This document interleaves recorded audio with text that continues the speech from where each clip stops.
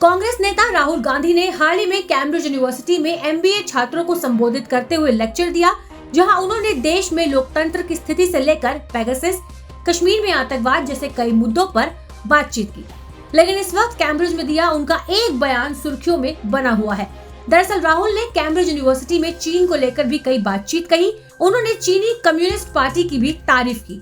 हालांकि राहुल ने चीन के लिए जो बयान दिया है उसे लेकर अब विपक्ष के कई नेताओं ने राहुल को घेर लिया है। दरअसल सोशल मीडिया पर एक तस्वीर वायरल हो रही है, जिसमें एक तरफ राहुल गांधी है और दूसरी तरफ एक स्लाइड नजर आ रही है, जो कथित तौर पर राहुल के दिए प्रेजेंटेशन का हिस्सा बताई जा रही है। इस स्लाइड में चीन के संदर्भ में फोर्स ऑफ नेचर और एस्पायरिंग सुपर पावर जैसे शब्दों का इस्तेमाल किया गया है। इस प्रेजेंटेशन के दौरान राहुल गांधी ने चीन के संदर्भ में MBA छात्रों को बताया, मैं चीन के मामले में विशेषज्ञ नहीं हूँ, लेकिन मेरी उसे लेकर एक समझ है। एक तरफ अमेरिका व्यक्तित्व स्वतंत्रता की बात करता है, दूसरी तरफ चीन सद्भावना को महत्व देता है। उनका विचार एक ऐसे समाज का है जिसमें सद्भावना हो। उन्होंने सांस्कृतिक क्रांति देखी है, गृह युद्ध देखा है, लेकिन अब चीन ऊर्जा की बात करता है, प्रक्रिया की बात करता है। आप चीन में जिस तरह का इंफ्रास्ट्रक्चर देखते हो, रेलवे, एयरपोर्ट देखते हो, ये सब कुछ प्रकृति से जुड़ा हुआ है, नदी की ताकत है। चीन प्रकृति के साथ मजबूती से जुड़ा हुआ है। वही बात जब अमेरिका की आती है, वो खुद को प्रकृति से बड़ा मानता है।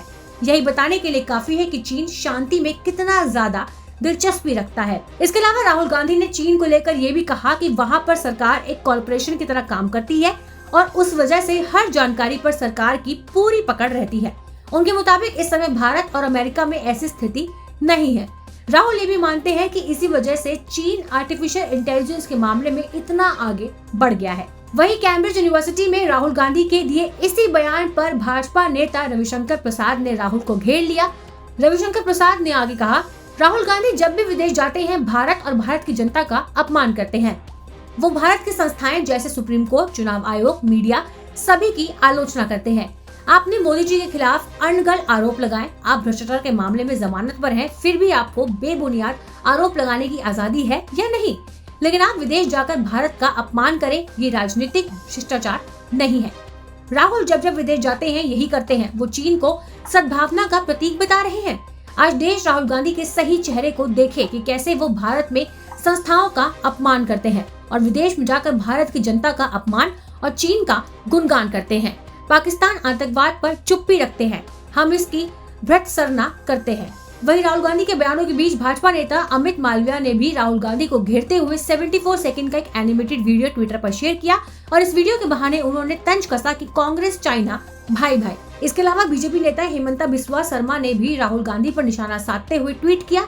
हेमंता ने ट्वीट करते हुए लिखा, पहले विदेशी एजेंट हमें टारगेट करते हैं, फिर हमारे अपने ही विदेशी जमीन पर हमें निशाना बनाते हैं। कैम्ब्रिज में राहुल गांधी की स्पीच कुछ नहीं बल्कि आदरणीय प्रधानमंत्री नरेंद्र मोदी जी को निशाना बनाने की आड़ में विदेशी जमीन पर हमारे देश को बदनाम करने का प्रयास है। हालांकि वही दूसरी तरफ कांग्रेस प्रवक्ता सुप्रिया श्रीनेत ने चीन की तारीफ करने वाले बयान का पूरी तरह से खंडन करते हुए बीजेपी नेताओं द्वारा राहुल पर लगाए आरोपों का खंडन किया।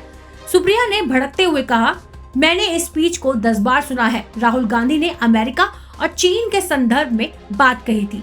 वहीं कश्मीर हमले को लेकर राहुल गांधी के बयानों को चैनल पर पेश करने को लेकर भी उन्होंने अपनी कड़ी आपत्ति जताई। सुप्रिया ने कहा कि मेरे नेता के बयान को गलत तरीके से पेश किया जा रहा है, जो बिल्कुल सही नहीं है। आपको बता दें कि राहुल ने कैम्ब्रिज में पुलवामा हमले का भी जिक्र किया। साथ ही उन्होंने पेगासस पर भी खुलकर बातचीत करते हुए कहा कि किस तरह से उनका फोन काफी बार टैप होता है। बाकी राहुल के दिए इन बयानों पर आपकी क्या राय है, हमें कमेंट बॉक्स में जरूर बताइएगा। शुक्रिया।